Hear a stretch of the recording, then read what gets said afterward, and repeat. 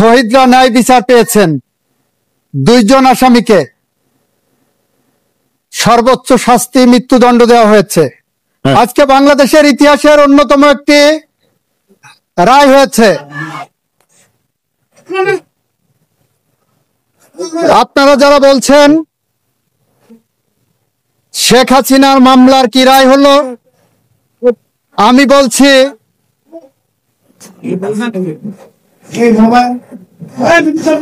জুলাই বিপ্লবে যারা শহীদ হয়েছেন তাদের মামলার কি রায় হলো।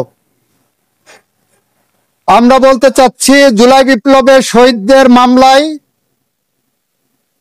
শহীদরা ন্যায় বিচার পেয়েছেন, রাষ্ট্র ন্যায় বিচার পেয়েছে, প্রসিকিউশন পক্ষ ন্যায় বিচার পেয়েছে। সেই ন্যায় বিচার প্রতিষ্ঠা করতে যে সেই ন্যায় বিচারের মানদণ্ড হলো এই মামলার 2 জন আসামিকে সর্বোচ্চ শাস্তি মৃত্যুদণ্ড দেওয়া হয়েছে। একজন আসামি যিনি রাজসাক্ষী হিসাবে নিজেকে আদালতের সামনে উপস্থাপন করেছেন, সার্বিক বিবেচনায় আদালত তাকে 5 বছরের কারাদণ্ড প্রদান করেছে। আমরা মনে করি শহীদদের প্রতি, দেশের প্রতি, এদেশের মানুষের প্রতি, গণতন্ত্রের প্রতি, সংবিধানের প্রতি, আইনের শাসনের প্রতি এবং আগামী প্রজন্মের প্রতি দায়বদ্ধতা পরিশোধের স্বার্থে এ রায় একটি যুগান্তকারী রায়। এই রায় প্রশান্তি আনবে, এ রায় ভবিষ্যতের জন্য একটি বার্তা, এ রায় বাংলাদেশে ন্যায় বিচার এবং আইনের শাসনের জন্য একটি মাইল ফলক হয়ে থাকবে। এটা আমাদের কথা। সবাইকে ধন্যবাদ। কোন অভিযোগে যদি কি সাজা হয়েছে যদি একটু বলতেন। যে অভিযোগগুলো সাজা হয়েছে আপনারা শুনেছেন, দীর্ঘ আলোচনা হয়েছে। ওনার 5টা অভিযোগকে 3টা কাউন্টে এনে ওনারা সাজা দিয়েছেন।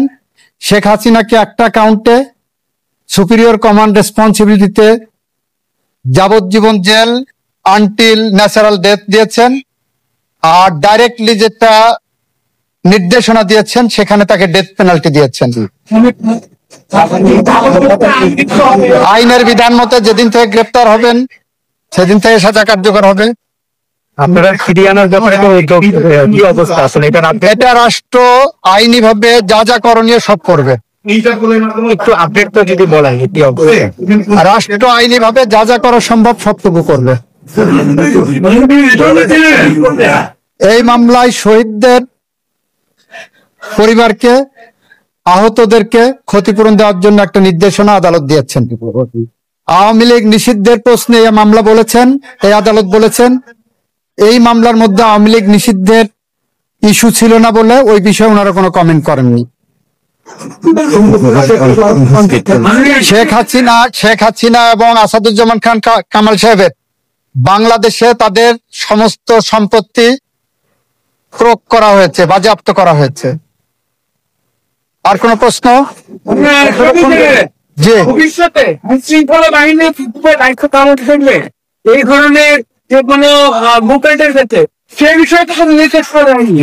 এই মামলা ওই বিষয়ে কোনো পর্যবেক্ষণ এখানে আসার সুযোগ নাই, যেহেতু কোনো অভিযোগ এই মর্মে কোনো চার্জ গঠন হয়নি বা সাবজেক্ট না, ইস্যু না। তবে এই মামলার মর্ম থেকে সবাই একটা বার্তা পাবেন কিভাবে দায়িত্ব পালন করতে হবে। রায় বাস্তবায়ন আইনি পথেই হবে, আইনসঙ্গত ভাবেই হবে। বেআইনি বা আইনসঙ্গত নয় এরকম কোন পথ সরকার অবলম্বন করবে না। পলাতক থাকা অবস্থা আপিল করার সুযোগ বাংলাদেশে না বিশ্বের কোন দেশে আছে বলে আমার জানা নাই। বাংলাদেশ সরকার আইনসঙ্গত ভাবে যত রকম পদক্ষেপ আছে সবগুলো নেবে বলে